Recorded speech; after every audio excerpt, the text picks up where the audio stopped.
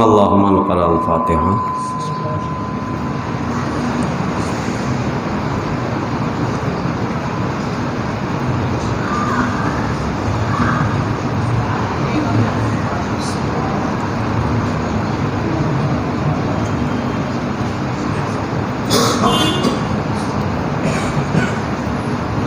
لا حول ولا قوة إلا بالله العلي العظيم۔ أعوذ بالله من الشيطان اللعين الرجيم۔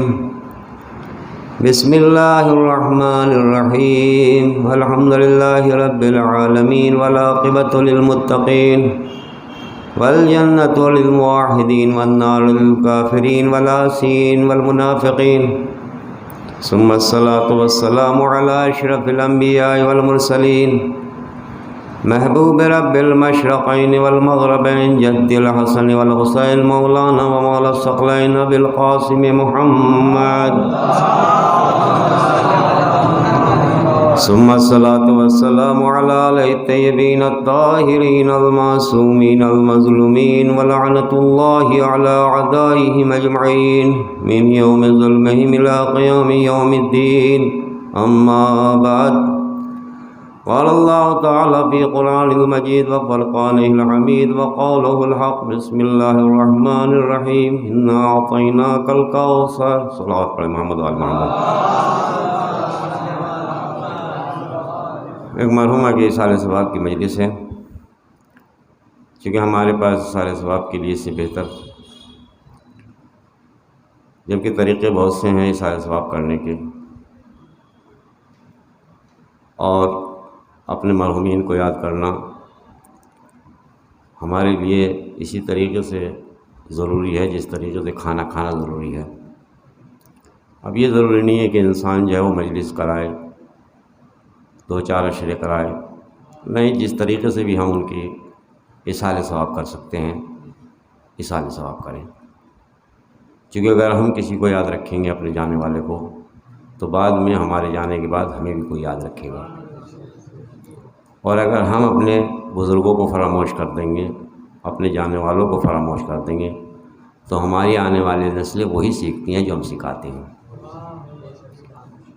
یعنی آپ دیکھیں، بچہ وہی بولتا ہے جو ماں باپ گھر میں بولتے ہیں، وہی زبان سیکھتا ہے۔ اسی لیے کسی بھی دنیا کے کونے میں چلے جائیے، جب بھی کوئی بات ہوتی ہے تو یہی کہتے ہیں یہ مادری زبان بولتا ہے۔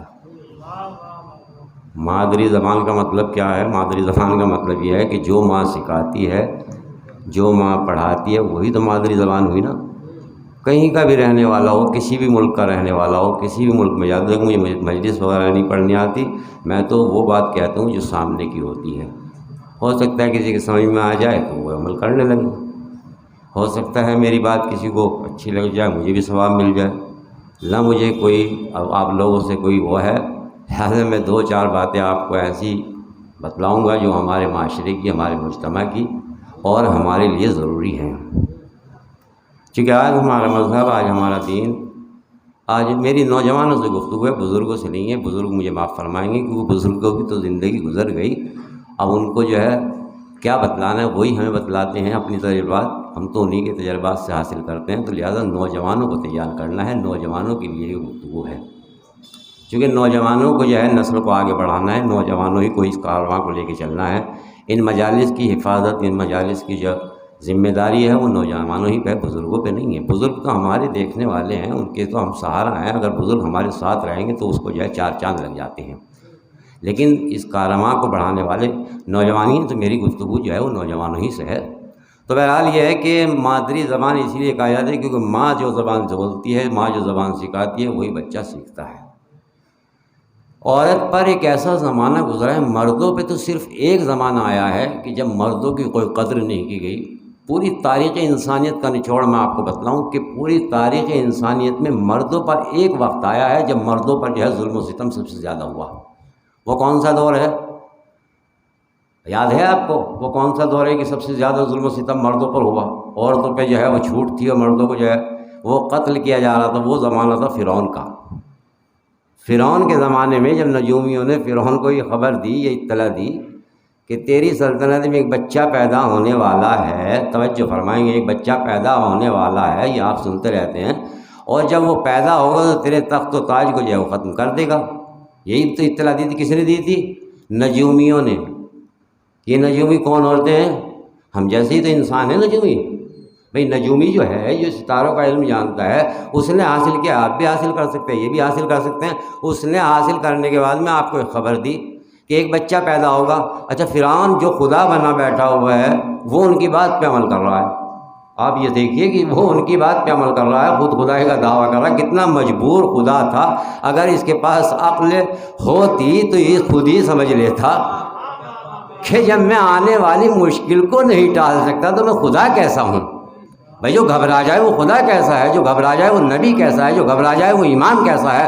گھبرانے کا نام امامت تھوڑی ہے، گھبرانے کا نام جو ہے نبوت تھوڑی ہے، گھبرانے کا نام خدائی تھوڑی ہے نہیں۔ تو لہٰذا یہ ایک دور ایسا گزرا ہے مردوں پر کہ جس میں جو ہے ان پر ظلم و ستم ہوئے، عورتوں کو چھوڑا گیا، مرد قتل کیے جاتے تھے جو بچہ پیدا ہوتا تھا، اور بچے جو اور لڑکی ہوتی تھی اسے رکھ لیا جاتا تھا۔ مگر اس کے بعد آپ تاریخ میں اگر دیکھیں گے تو سب سے زیادہ ظلم و ستم اگر ہوا تو عورت پہ ہوا۔ کسی بھی تاریخ کو آپ پڑھ کے چلے جائیے، چین کی تاریخ پڑھیں گے تو وہاں بھی ظلم و ستم ہے، ہندوستان کی تاریخ پڑھیں گے، مطلب ہندوستان میں ہمارے ہندو بھائی جو ہیں وہ عورت کو اگر اس کا شوہر مر جاتا تو 7 درجہ جلا دیا جاتا تھا کہ اب اس کو جینے کا حق نہیں ہے۔ اب جب شوہر چلا گیا تو لہٰذا بیوی بھی 7 جلا دی جاتی تھی، نہیں جلا دی جاتی۔ یعنی یہ ظلم کی انتہا تھی کہ ایک مردے کے ساتھ ایک زندہ کو جلایا جاتا تھا۔ اچھا، اس کا ایک بہانہ بنایا جاتا تھا، ایک جو ہے تعویل کی جاتی تھی۔ تعویل کیا کہ اس عورت کو اپنے شوہر سے بڑی محبت تھی، لہٰذا یہ بڑی پیار کرتی تھی، اس کے بعد زندہ رہنا نہیں چاہتی، لہٰذا اس لیے جو ہے 7 جلنا چاہتی ہے۔ یہ 7 رہنا نہیں چاہتی تھی، جلنا نہیں چاہتی تھی، مگر معاشرہ اسے اس طریقے سے جلاتا تھا روزانہ، یہ چاہتی تھی کہ آج ختم ہو جائے، بار بار ختم ہونے سے۔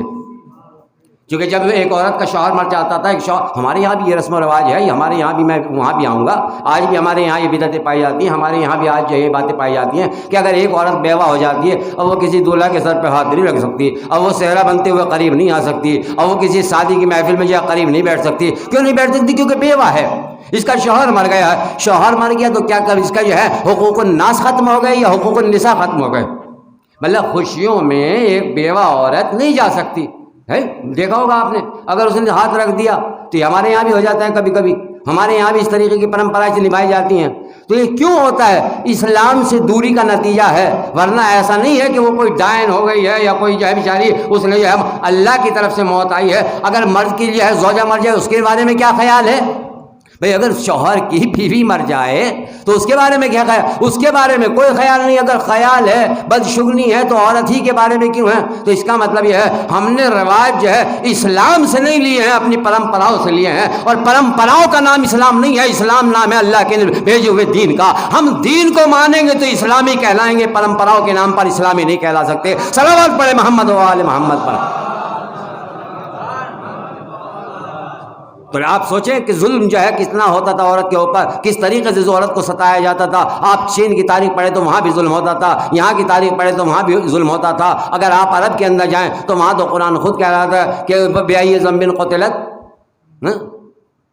کہ ان بچیوں سے قیامت کے دن معلوم کیا جائے گا جنہیں قتل کر دیا ان کے ماں باپ نے۔ یہ قرآن کہتا ہے۔ کیوں قتل کرتے تھے؟ وہ انہیں جو ہے بیکار چیز سمجھتے تھے، وہ یہ سمجھتے تھے کہ ان کا جو ہے کوئی مصرف نہیں ہے، یہ عورت جو ہے بیکار چیز ہے، یہ ہماری جو ہے عزت جو ہے ہماری بے عزتی کا سبب بنے گی۔ عورت کبھی بے عزتی کا سبب نہیں بنی ہے، عورت جو ہے عزت کا سبب بنی ہے۔ بس عورت اپنے حدود میں رہ کر اگر عورت رہے تبھی عزت کا سبب بنتی ہے، جب حدود سے باہر آتی ہے تو بے عزتی کا سبب بنتی ہے۔ ہم اپنی زبان میں کیا کہتے ہیں عورت کو؟ ہم اپنی زبان میں جو کہتے ہیں یہ عورت کہتے ہیں، نہیں کہتے ہیں؟ عورت کے معنی کیا ہے؟ عورت کے معنی ہے شرمگاہ، عورت کے معنی شرمگاہ ہے۔ عربی میں اسی کو جو ہے نساء کہا جاتا ہے، امرا کہا جاتا ہے، ٹھیک ہے نہیں؟ لیکن جہاں بھی عربی میں عورت کا لفظ آئے گا، یہ عرب میں آئے ہیں، ہمارے شمن بھائی بیٹھے ہوئے ہیں، اور بھی آپ میں جو ہے عرب میں گئے ہوں گے، وہاں پہ جو ہے مثلا کام وغیرہ کرتے ہوں گے، وہاں پہ کیا کہتے ہیں؟ عورت اگر آپ عرب کے سامنے گئے تو اس کے تصور میں کیا آئے گا؟ یہ ہماری عورت آئے گی؟ بالکل بھی نہیں آئے گی۔ وہ کہے گا پیشاب کے اور پخانے کے مقام کو کہہ رہا ہے، اسی کو تو عورت کہا جاتا ہے عربی میں، ہے ہی نہیں؟ تو ہم اسے عورت کہتے ہیں اپنی زبان میں۔ عورت کا مطلب کیا ہے؟ یہ جو ہم کہتے ہیں عورت، کیوں کہتے ہیں؟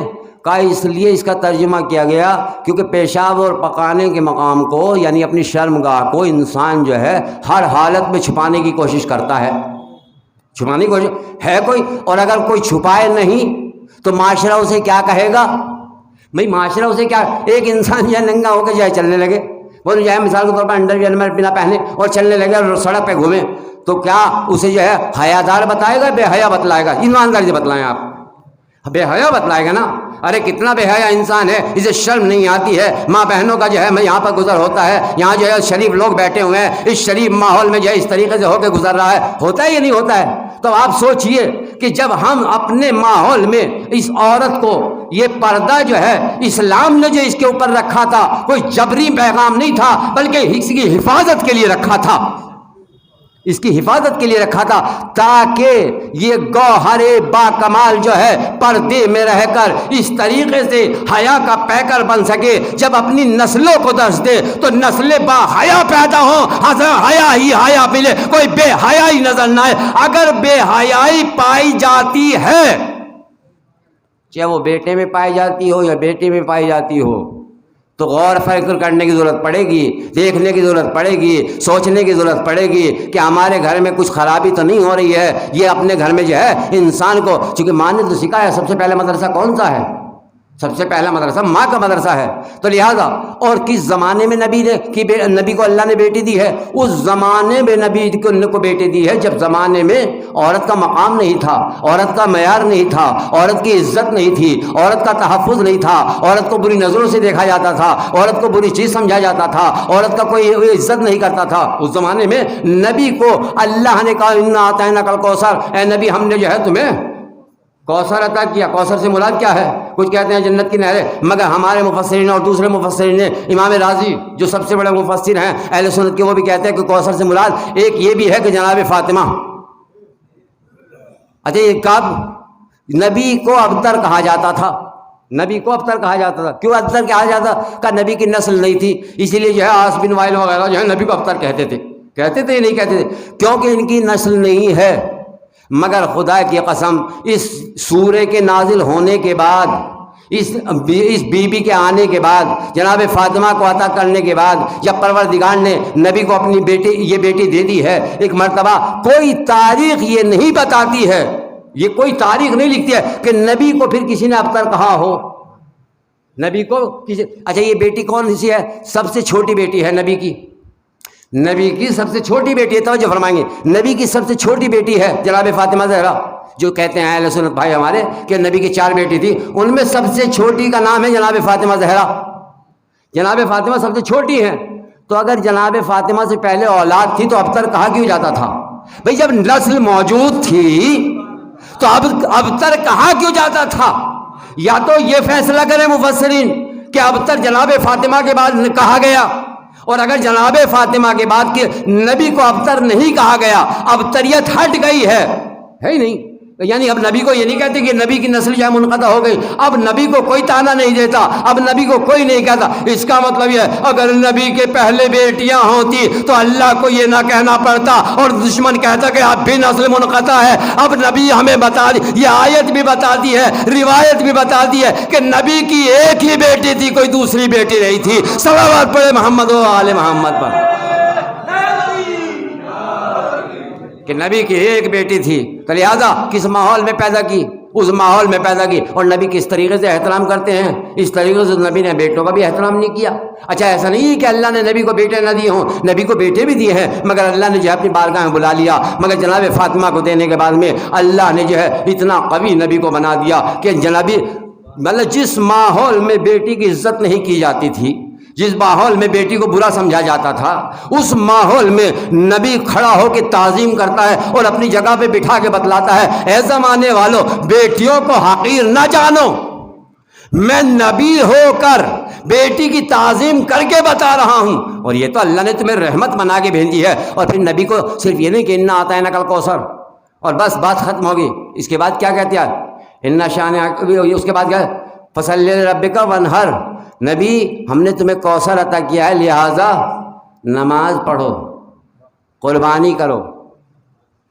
کوثر کے عطا کرنے میں جزیہ کیا مانگ رہا ہے پروردگار؟ انعام کیا مانگ رہا ہے پروردگار؟ حکم کیا دے رہا ہے؟ ورنہ کہتا ہم نے کوثر عطا کیا، مگر نبی کو بتلایا اے میرے نبی ہم نے بیٹی دے کر صرف بیٹی دی ہے، لیکن بیٹی کے شکریہ میں ہم تم سے اچھا نبی کو ایک جگہ ارشاد ہوتا ہے، کیا ارشاد ہوتا ہے؟ اے نبی راتوں کو تھوڑا آرام بھی کر لیا کرو، ہیں یا ایھا المزمل قم اللیل الا قلیلا، ہے نہیں نبی راتوں کو عبادت کیا کرو مگر تھوڑا آرام کر لیا کرو۔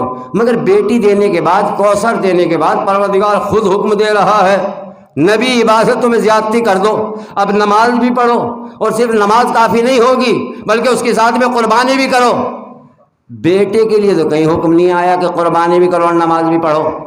یہ میں قرآن پڑھ رہا ہوں، کوئی اپنی طرف سے حدیث نہیں پڑھ رہا ہوں، یہ نبی کو جب بیٹی دی ہے اور بیٹی دینے کے بعد نبی کو، بھائی بیٹے بھی تو پیدا ہوئے ہی نہیں ہوئے، ابراہیم آئے ہیں، دوسرے بیٹے آئے ہیں، نبی کے بیٹے بھی آئے نہیں آئے، مگر قرآن کی کوئی آیت آپ نہیں دکھا سکتے کہ نبی کو حکم ہوا ہو اے نبی ہم نے تمہیں بیٹا دیا ہے لہذا نماز پڑھو، نہ بھائی تم جو ہے اب قربانی بھی کرو۔ مگر بیٹی دینے کے بعد میں پروردگار عالم نے ایک مرتبہ حکم دیتا اے نبی نمازیں بھی پڑھو اور قربانی بھی کرو۔ اس کا مطلب یہ ہے اللہ جو ہے بیٹیوں کی عظمت بتلا رہا ہے، ارے میرے نبی کو دیکھ لو، میں نبی کو بیٹی دے کر اتنی عظمت بڑھا رہا ہوں، وہ نبی سے نماز بھی پڑھوا رہا ہوں، اس سے جو ہے میں قربانی بھی کرا رہا ہوں۔ صلوات پڑھے محمد و آل محمد۔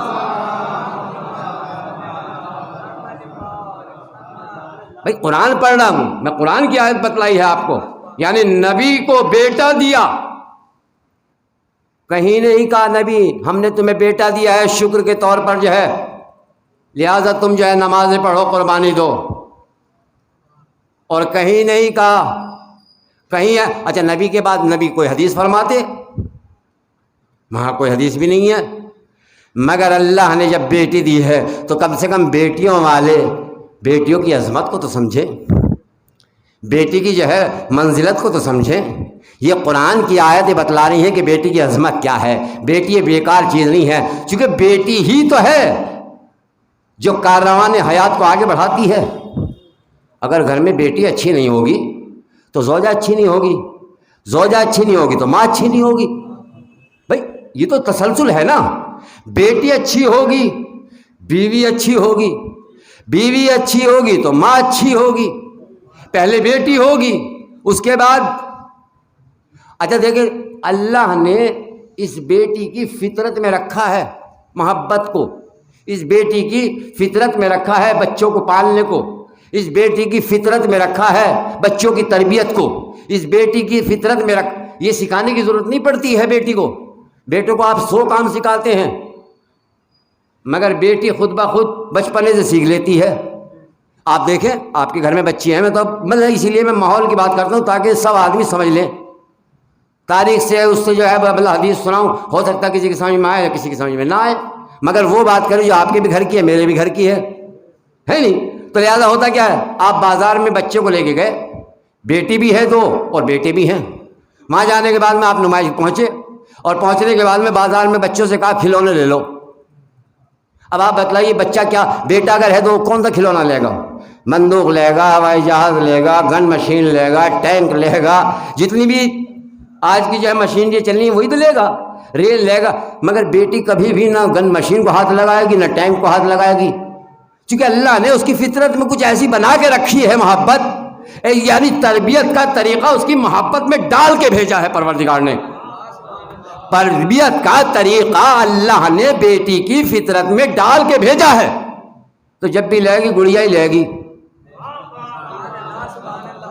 گڑیا لیتی ہے نہیں لیتی ہے؟ آپ جا کے دیکھیں بچی کو چھا جانے کے بعد میں گڑیا اٹھاتی ہے۔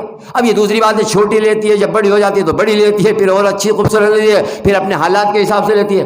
اچھا گڑیا لے آئی، وہ بچے جو ہے وہ گن لے کر وہ ٹن ٹن ٹن کرتے پھر رہے ہیں، ادھر سے ادھر مارتے پھر رہے ہیں۔ اچھا وہ کیا کر رہی ہے؟ وہ ماں کو دیکھ رہی ہے، بیٹی یہ باپ کو نہیں دیکھ رہے، باپ تو بیچارہ مزدوری پہ نکل گیا، بیٹوں کو باپ کی فکر نہیں ہے، مگر بیٹی ماں کی عکاسی کر رہی ہے اس گڑیا کے ساتھ۔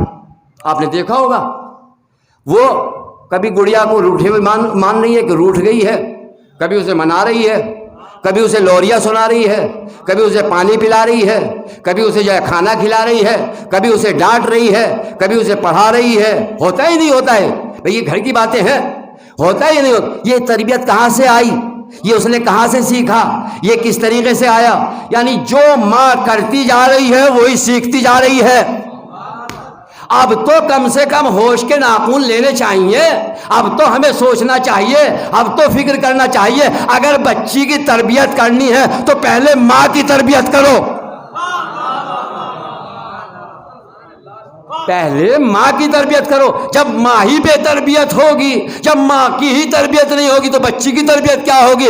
اگر نسلیں سدھارنی ہے تو بیوی حسن و جمال دیکھ کر نہ لاؤ، بلکہ سیرت اور کردار دیکھ کر لاؤ. صلوات پڑھے محمد و آل محمد.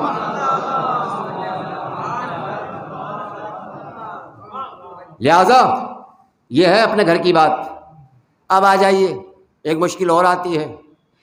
اب آج جو ہے، پہلے زمانے میں پورا سمجھا جاتا، آج بھی ہمارے معاشرے میں ہو رہا ہے. پہلے جو ہے زندہ کو درگور کر دیا جاتا تھا، آج پیٹ میں درگور کر دیا جاتا ہے. اگر الٹراساؤنڈ میں خدا نہ کرے آ گیا کہ بیٹی ہے، چونکہ آج کی مشین جو چل گئی، اگر روبی پڑ گئی تو نکلوا دیتا ہے آدمی. اس کی دیت کبھی معلوم کی مرجع کرام سے، علماء کرام سے، اس کی دیت کس طرح دینی پڑے گی؟ بھائی یہ جو ہم نے قتل کیا عمدن اس بچی کا، یہ قتل عمد ہوا نہیں ہوا تو اس کی دیت دینی پڑے گی نہیں دے پڑے گی؟ اس کا ذمہ دار کون ہے؟ تو اس کا مطلب یہ وہی جہالت کا دور پلٹ رہا ہے. اللہ نے بیٹی کو رحمت بنا کے بھیجا تھا، ہم نے جو ہے مصیبت بنا دیا. مگر یہ مصیبت بنی کیوں؟ اس پہ بھی تو غور کرنا ہے، اس کو بھی تو سوچنا ہے کہ یہ مصیبت بنی کیوں.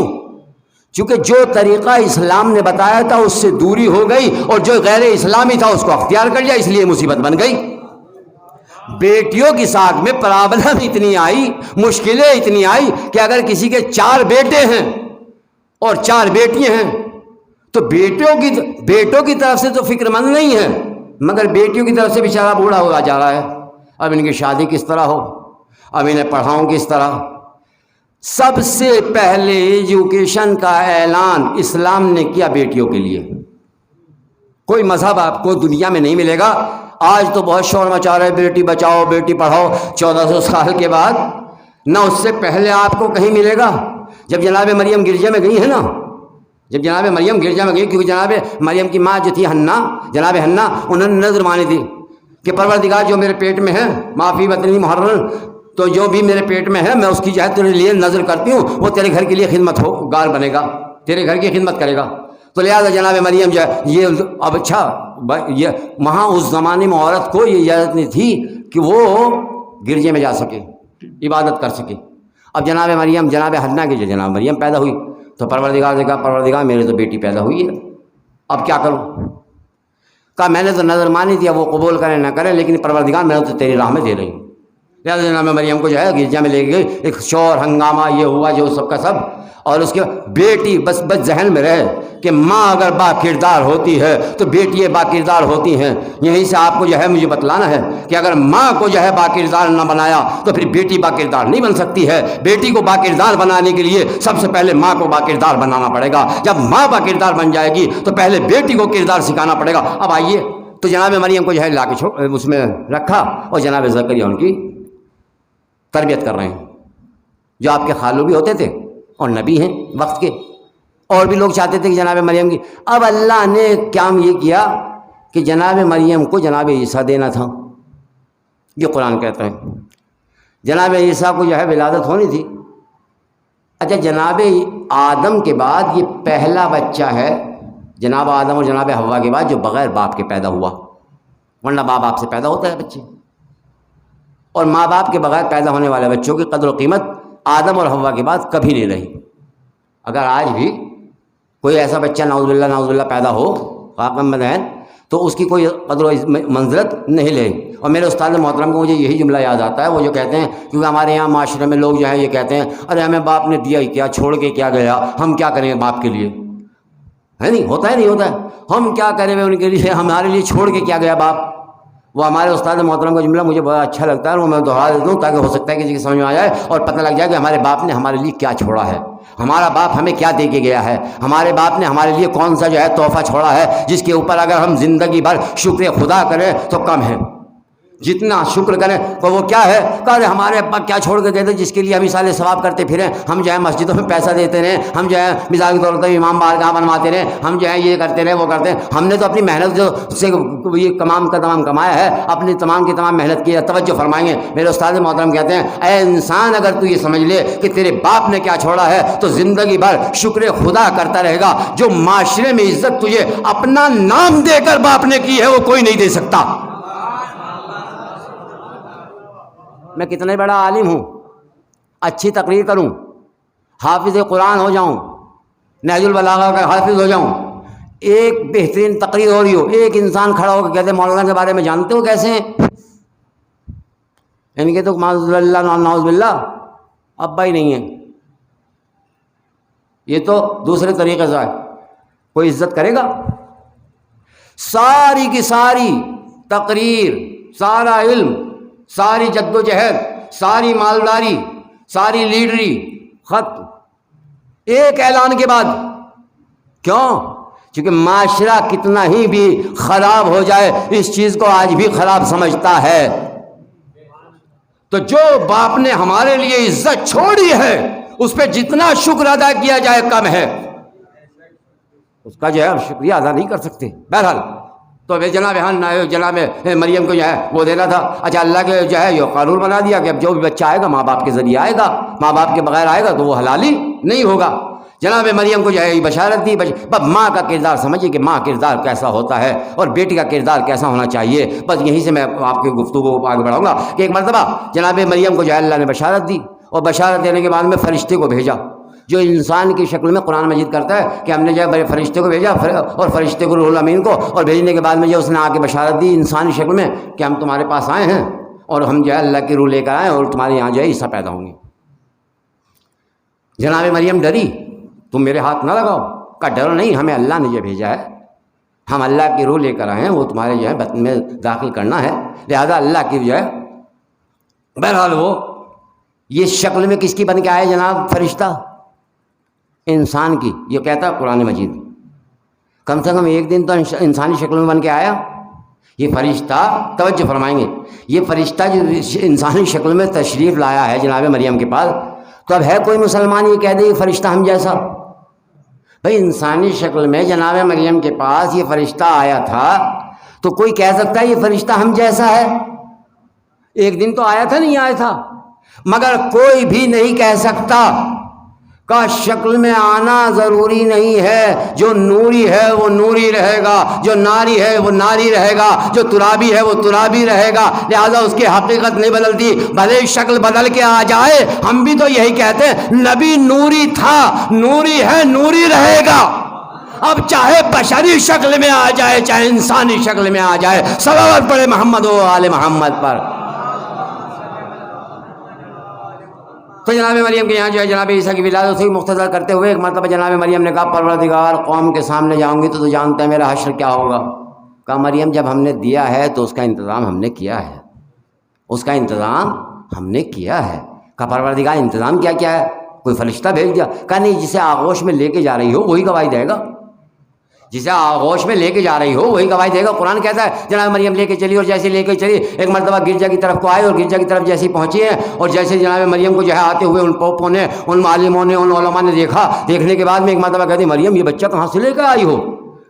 اور اس کے بعد قرآن کہتا یا اخت ہارون، ہارون کی بہن، ماں کان ابوک امرأ سوء، اے اخت یعنی ہارون کی بہن، نہ تمہارا باپ برا تھا، ماں کانت امک بغیہ، نہ تمہاری ماں بری تھی، یعنی نہ تمہارا باپ برا تھا، نہ تمہاری نعوذ باللہ ماں بری تھی، نہ ماں بدچلن تھی، تمہارا بھائی بھی بہترین، تمہاری ماں بھی بہترین، تمہارا باپ بھی با کمال، تمہاری ماں بھی با عظمت، تمہارا باپ بھی با عظمت، تمہارا بھائی بھی با عظمت، یہ بچہ کہاں سے لے آئی؟ بس توجہ فرمائے قرآن کی اس گفتگو پر، قرآن کے اس لہجے پر، قرآن کے اس انداز پر۔ قرآن بتلانا چاہتا ہے جن کے بھائی اچھے ہوتے ہیں، جن کی ماں اچھی ہوتی ہے، جن کے باپ اچھے ہوتے ہیں، ان کی اولادیں خود بخود اچھی ہوتی ہیں۔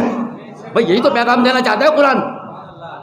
یہی تو پیغام سنانا چاہتا ہے قرآن مجید کہ اے مریم تیرا بھائی بھی بہترین، تیرا باپ بھی بہترین، تیری ماں بھی باکمال، وہ بھی بچہ نہیں، اس کے بعد یہ بچہ کہاں سے لے گا؟ اس کا مطلب یہ ہے اگر ایسے ویسے بچے ہوتے ہیں تو پھر یہ ہے اس کے اندر دیکھو کہ اندر کیا چل رہا ہے۔ قرآن نے ہمیں راستہ دے دیا، اگر ماں با کمال ہے، ماں با کردار ہے، باپ با کردار ہے تو اولاد پر ہر وقت نظر رکھے گا، اولاد پہ ہر وقت نظر رکھے گا، بیٹی کے ہر وقت جو ہے چال پر نظر رکھے گا، بیٹی کے ہر وقت جو ہے دھیان رکھے گا، بیٹی کا ہر وقت خیال رکھے گا۔ مثال کے طور پر میری بیٹی ہے، میں آپ کو نہیں کہتا، میں اپنے کو بتلاؤں، میری بیٹی ہے، بیٹی جو ہے مثال کے طور پر 19 سال کی ہے میری بیٹی، 18-19 سال کی، تو اس کو میں نے موبائل نہیں لا کے دیا۔ اب میں گھر آیا، آنے کے بعد دیکھا کہ اتنا بڑا موبائل لے رہی ہے نہیں، میں نے سوٹ نہیں لا کے دیا، میں نے آگے دیکھا وہ پہنی کھڑی ہے۔ ہم نے بیوی سے معلوم کیا یہ موبائل کہاں سے آیا؟ کہ مجھے تو نہیں پتا، آپ نے دلوایا ہوگا۔ ہم نے کہا ہم نے تو نہیں دلوایا، ہم نے تو نہیں دلوایا۔ کہا بیٹے سے معلوم کرو، ہو سکتا ہے اس نے دلوایا ہو۔ ہم نے بیٹے سے کہا نہیں پاپا میں نے بھی نہیں دلوایا۔ تو اب غور کرنے کی ضرورت ہے یا فکر کرنے کی ضرورت ہے ہی نہیں؟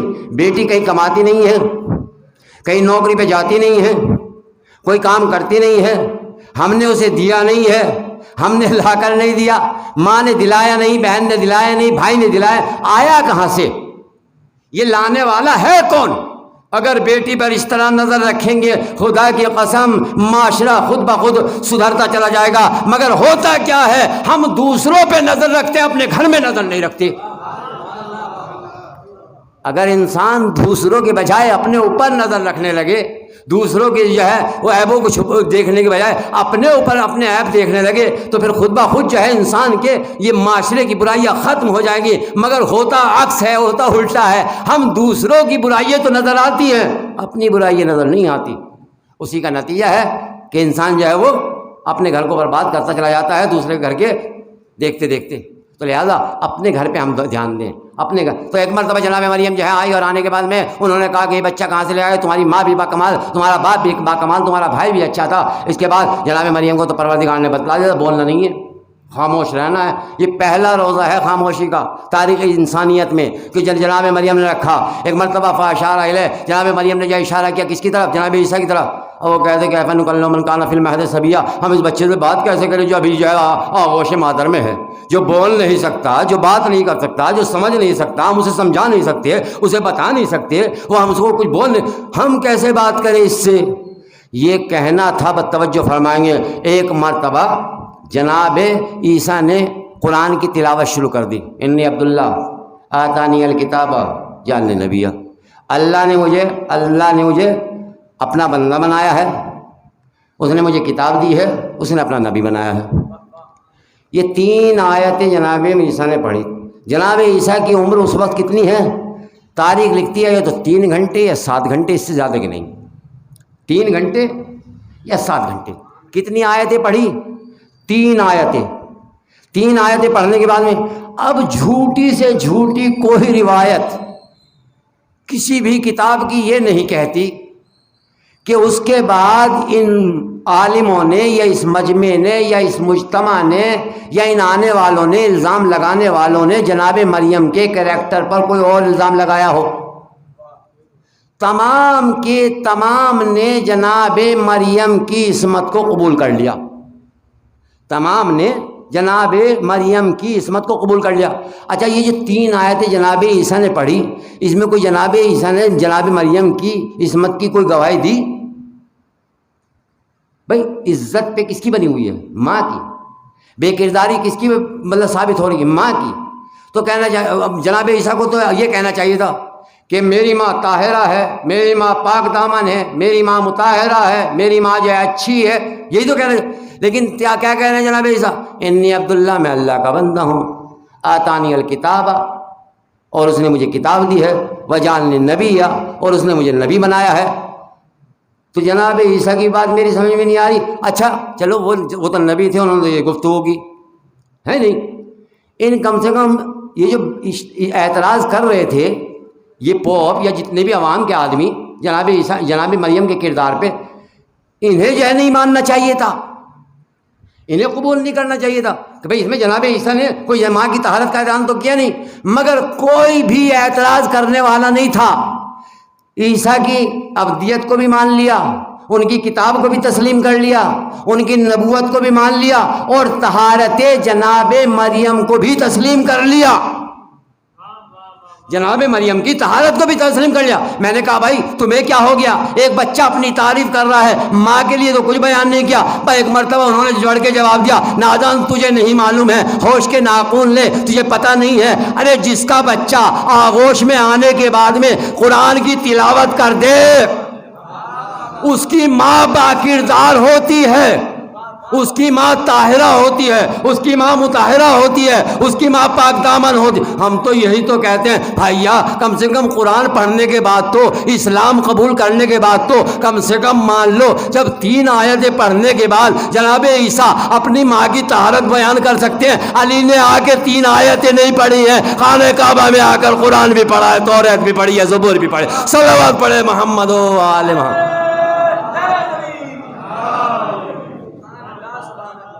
لہٰذا جناب عیسیٰ نے آ کے 3 آیتیں پڑھی تو ماں کی طہارت کو منوا دیا۔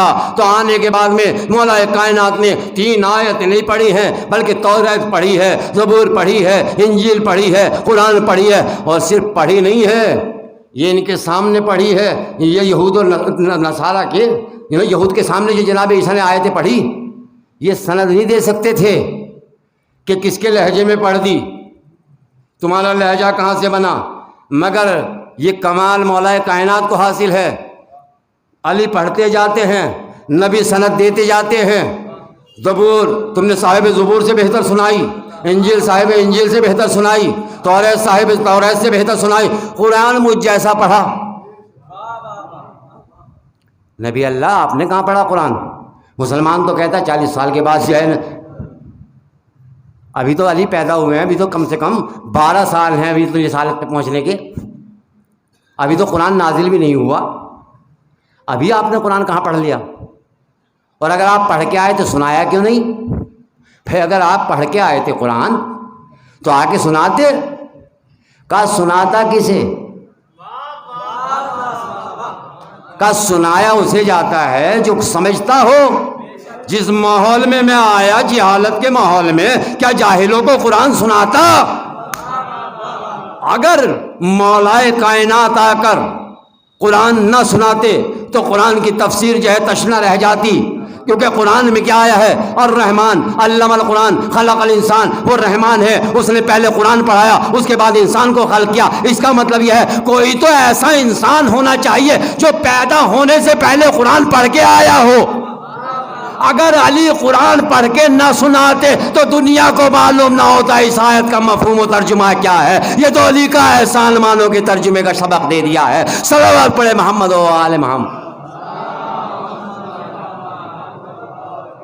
تو لہذا ماں کا کردار بہت عظیم کردار ہے، بیٹی بڑی عظمت کی کردار کی۔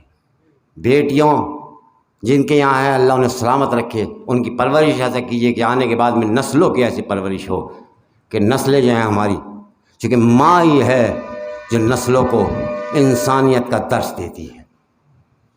کربلا میں اگر زینب کبریٰ ساتھ نہ ہو تو کربلا ادھوری رہ جاتی۔ جب محضر شہادت پیش کیا گیا اور محضر شہادت میں امام حسین سے یہ کہا گیا کہ عباس کے بازو اٹھانے پڑیں گے، حسین نے کہا مجھے قبول ہے۔ کہا اکبر کا سینہ دینا پڑے گا، کہا مجھے قبول ہے۔ تمام شہادتیں قبول کر لی۔ ایک مرتبہ جب حسین سے کہا گیا کہ زینب کی چادر دینا پڑے گی، حسین ایک مرتبہ سر جھکا کر کھڑے ہو۔ شہزادی نے دیکھا کہ بھیا اگر میری چادر سے اسلام بچ رہا ہے تو زینب چادر دینے کو تیار ہے۔ کہا اگر بازار کوفہ میں جانے سے اسلام بچتا ہے تو نانا کے دین کو بچانے کے لیے زینب تیار ہے۔ اور یہ وعدہ اس طریقے سے بھائی بہن نے کیا، بھیا کربلا تم بنا کے آنا، شام کو فتح کر کے زینب آئے گی۔ بھیا جہاں تم جا رہے ہو وہاں تمہاری حکومت ہوگی، جہاں میں جاؤں گی وہاں میری حکومت ہوگی۔ آج جائیں شام کے اندر، آج یزید کا نام لے والا نہیں ملے گا آپ کو، مگر آج بھی سید زینب کہہ دیں تو آپ کو ان کے روضے پہ پہنچا دے گا۔ یہ حکومت کس کی ہے؟ یہ زینب کی ہے، چونکہ وعدہ کر کے چلی تھی بھیا تم شام میں شام فتح کرنے جا رہی ہو، اور جب یزید نے حکم دیا تھا کہ حسین کو قتل کر دو، حسین نعوذ باللہ باغی ہو گئے، زینب نے کہا اچھا میرے بھیا کو باغی کہتے ہو، اگر تیرے گھر میں فرش عزا بچھا کے نہ گئی تو مجھے زینب نہ کہنا۔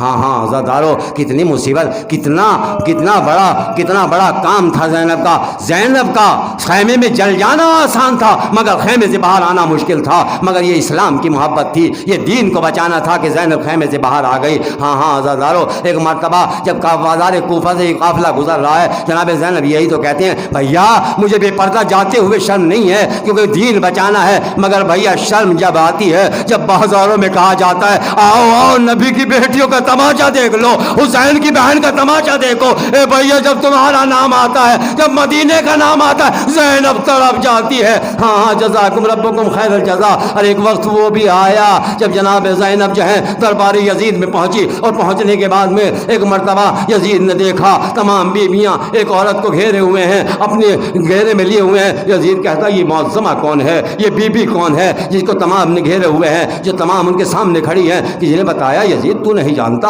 ارے یہ علی کی بڑی بیٹی زینب ہے۔ کہا علی کی بڑی بیٹی زینب ہے، میں ان سے بات کرنا چاہتا ہوں۔ ایک مرتبہ جلاد کو حکم دیا ان تمام مستورات کو آگے سے ہٹایا جائے، تمام مستورات کو ایک مرتبہ جلاد ہٹانے لگا، تمام مستورات ہٹ گئی مگر ایک فضا جو سامنے تھی وہ نہ ہٹی، اور وہ کہتی ہے تمہاری کیا مجال ہے جب تک فضا زندہ ہے تم میری شہزادی سے گفتگو کر سکو۔ ہاں ہاں آزادارو، ایک مرتبہ جیسے ہی جلاد نے تازیانہ ایک مرتبہ اٹھایا اور جناب فضا کے مارنا چاہتے، فضا نے دیکھا میرے حبش کے غلام یہاں پر کھڑے ہوئے ہیں۔ ایک مرتبہ شہزادی کہتی ہے، جناب فضا فرماتی ہے اے حبشیو تمہاری غیرت کو کیا ہو گیا، تمہارے ملک کی شہزادی پر آج یزید کے یہاں پر جو ہے تازیانہ اٹھایا جا رہا ہے اور تم اس کے دربار میں کھڑے ہوئے ہو۔ ایک مرتبہ جیسے ہی یہ سنا انہوں نے اپنی تلواروں کو نیام سے نکال کے یزید سے کہتے یزید اگر تم نے ہماری شہزادی پر کچھ کہا اور اس کا تازیانہ لگا تو یہاں پر خون کی ندیاں بہ جائیں گی۔